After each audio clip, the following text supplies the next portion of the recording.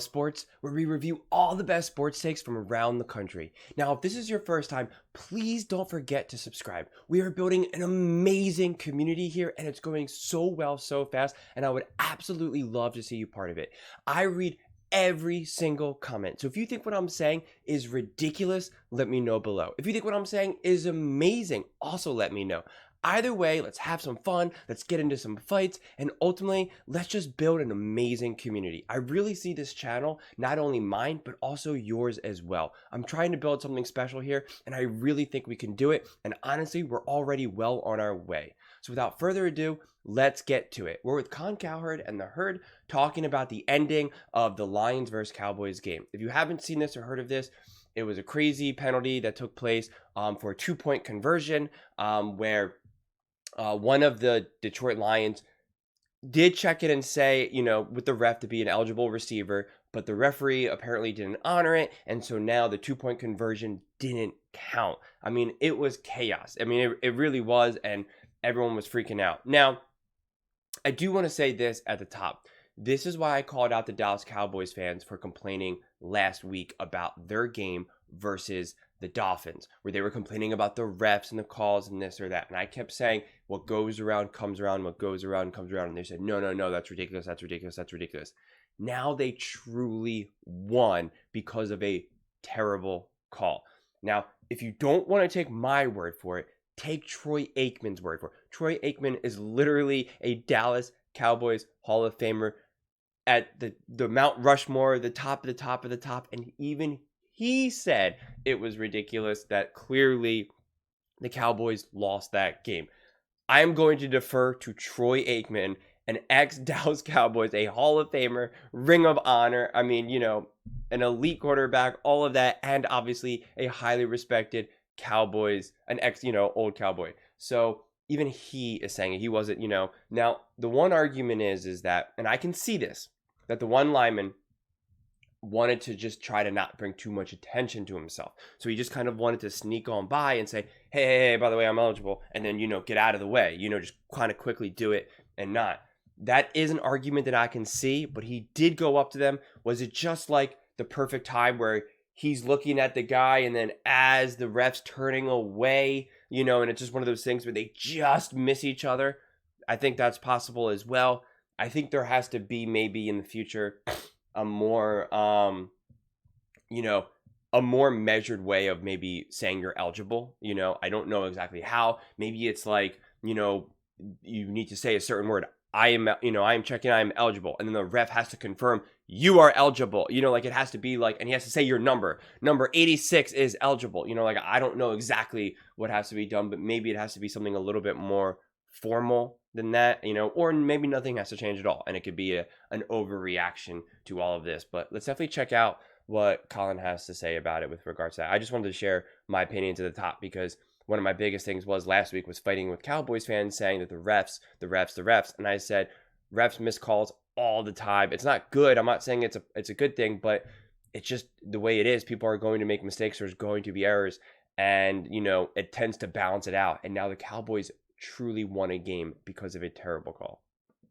So I watched Detroit and Dallas, and I didn't like the ending of the game. And I'm not talking about the officials, which I don't know if there was deception. You can argue about it all day long. It's over, and nobody's rescinding the call, and Dallas won, and Detroit lost. I was as confused as you were. But that ending is why I don't trust Dallas or Detroit. Let's start with Dallas. Under 2 minutes left. You lead 17-13. You have a great kicker. Why are you passing the ball? Detroit's got one timeout left. What are you doing? No situational awareness. What are you doing? Run the ball. Set up your field goal kicker. Go ahead 20-13 instead of throwing a heave out of bounds, stopping the clock, allowing Detroit another crucial timeout. If you're going to pass, maybe a screen, high percentage. Maybe Dak, quarterback draw, something high percentage. Not hurl it out of bounds, stopping the clock. You were in field goal range. You have a great field goal kicker.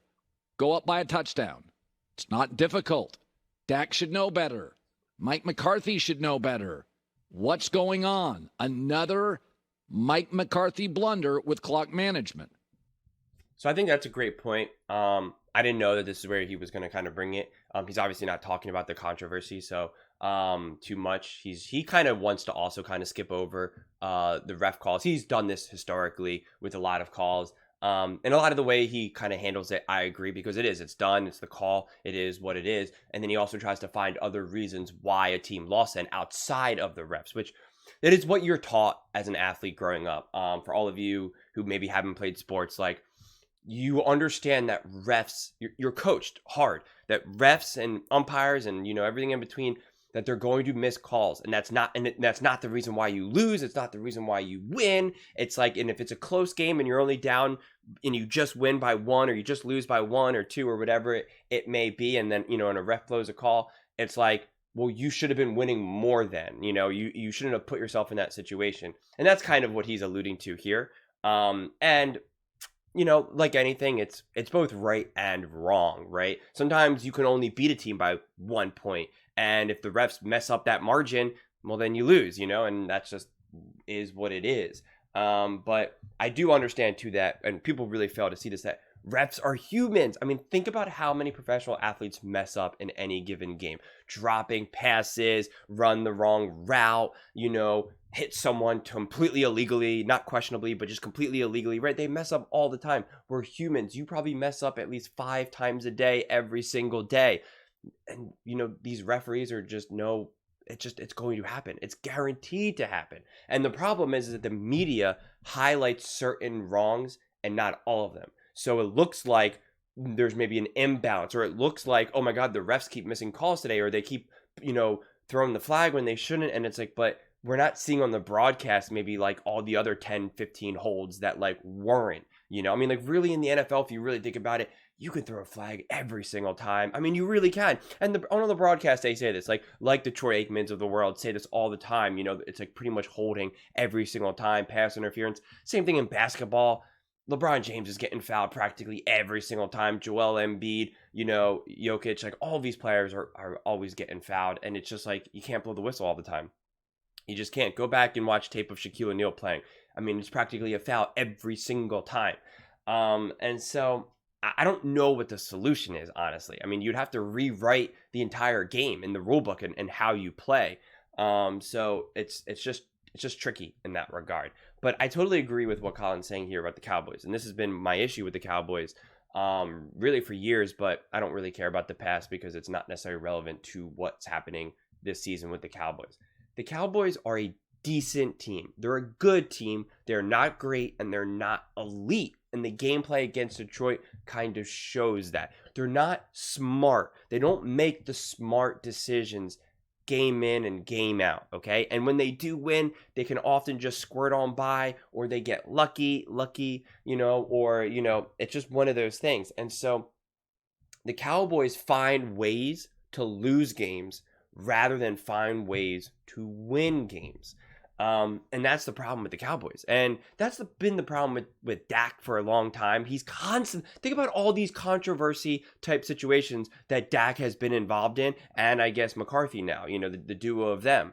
They're constantly being put in this situation rather than just convincingly win these closer games. It's always like, oh my God, what happened here? What happened here? What happened here? And again, remember at the end of the one playoffs where they blamed the refs for not getting the ball in time and stuff like that. And it's like, well, you put the refs in a position where these guys had to go in like an all-out dead sprint and had to run, a 50-yard dash in, 2 seconds. It's like, well, you can't design a play based off of that. You just can't. Who do you think these refs are?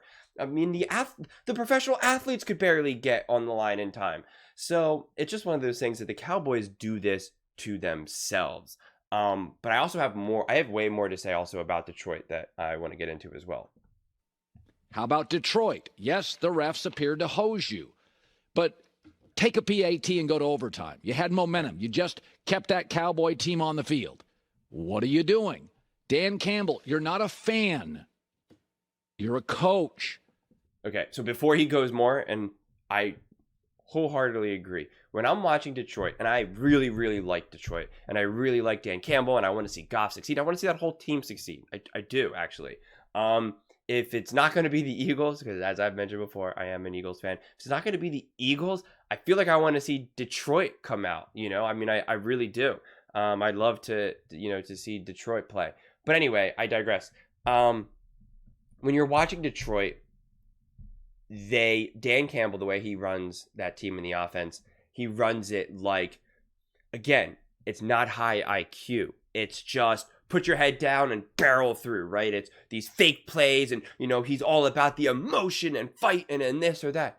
That's good for a time being. That can get you far enough. That could even right a sinking ship, but it can't bring it all home. And this is a perfect example why.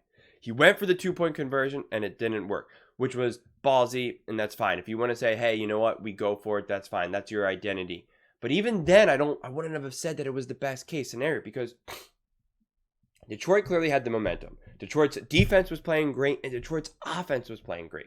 So the way I look at it is you kind of have a 2-for-1 situation here, a 2-versus-1 situation here. Meaning, if they tie it up, it's going to go to overtime, most likely. Okay.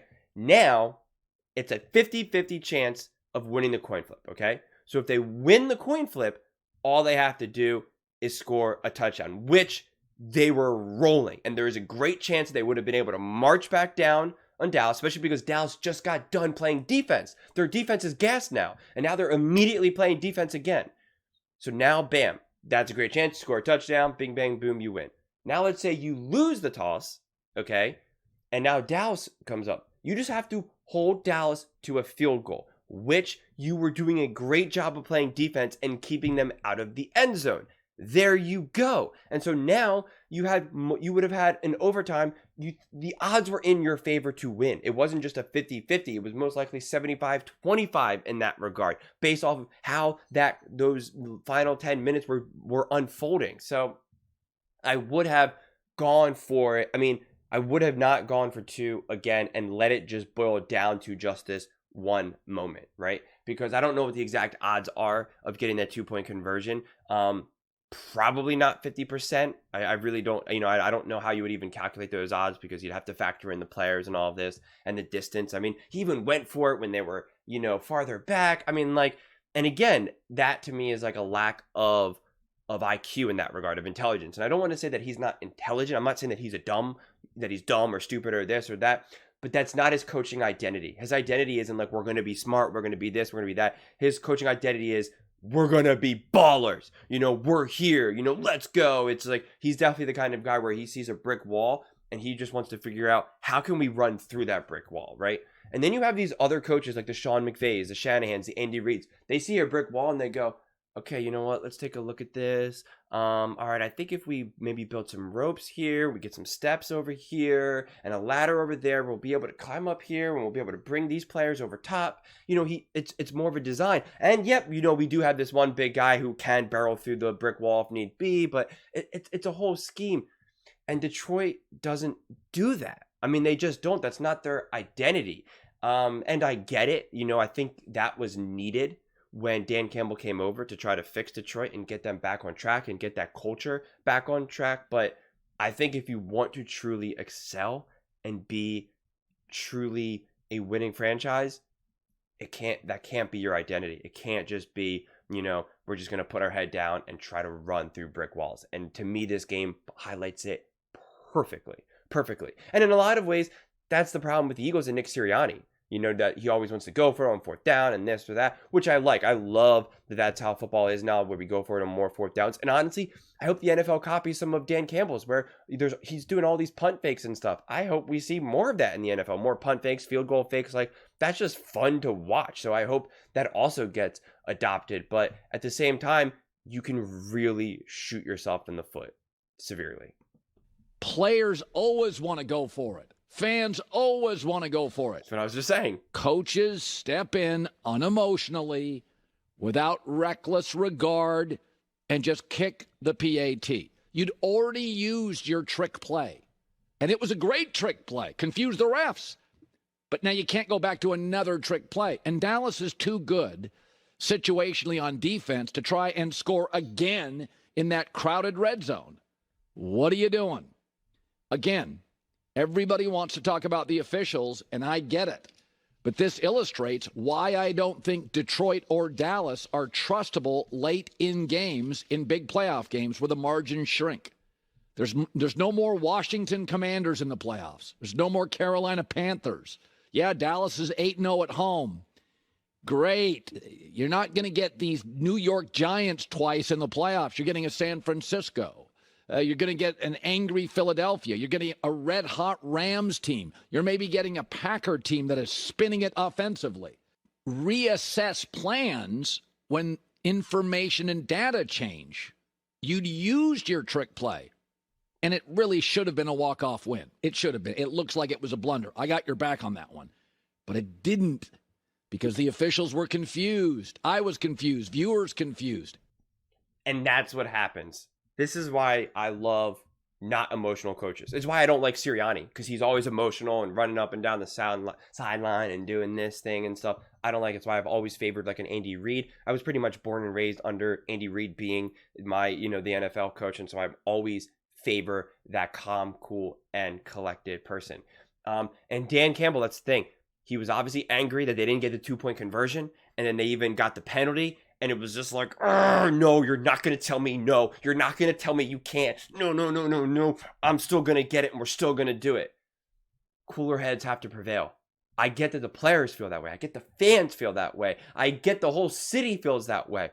But the coach always has to be the calmest and the most coolest and most collected. He is the leader. He is the captain. He always needs to know what's going on and make the smarter, more grounded decision. There's a book, I forget how many laws, X amount of laws of power or whatever. It's like a pretty famous book on, how to be powerful and stuff like this. And outside of all the rules, before you even get through all the rules, it's like, it gives a kind of like a, it's either on the back of the book or like a, before the book even really starts. It's like, you have to be able to manage your emotions. Without managing your emotions, none of this matters, and that's really true. Think of all the mistakes you've made in your life. Most of it probably have been because of your emotional state, because your emotions were not balanced, right? Very rarely are we very calm and collected and saying, okay, and then we just make the dumbest mistake of our lives. Like it just doesn't happen. Usually it's because we're super sad or we're super happy or super angry, right? It's always when we're, somewhere, in the more extreme, we're in this emotional state. And that's the problem. That's what you can't have your coach, because you get this exact situation that happens. And now, considering everything that's happened, Detroit could have had a legit chance at getting the number 2 seed or even the 1 seed. It was all legitimately possible. And now it's not. So it's you really just Detroit has to blame themselves. I mean, again, and just like Colin said, yes, the call was obviously wrong, but after that call was made, it's what you do next. So the call was wrong. So they were making correct decisions all the way up, and then bad call, and now they made mistakes. Then they started making errors. And so now you have to blame them at that part. So it's definitely frustrating if you're a Detroit fan. And I just want to hear what the Cowboys have to say. I mean, you literally complained about the refs all last week. That's all you complained about. This is ridiculous. The refs. Now here are the refs literally potentially give you the division title against the Eagles, all because of this. You were given a gift. You're now potentially gifted a home playoff game, which you need because you can't win on the road. So Cowboys fans, I want to hear from you. What's your logic? What's your reason here now? What do you have to say? Please let me know in the comments below how you feel about all this. Do you think the refs completely messed this up? Do you think Detroit should have won? Do you think Detroit should have gone for the 2-point conversion a second time or even a first time? I would absolutely love to hear your thoughts on this one. This was obviously so controversial, so please let me know what you think. And please don't forget to like, share, and subscribe. Give this video a thumbs up. It really helps with the algorithm, and I would greatly, greatly appreciate it. And definitely please subscribe. We are building an amazing community here, and I would absolutely love to see you part of it. Thanks so much, and see you next time.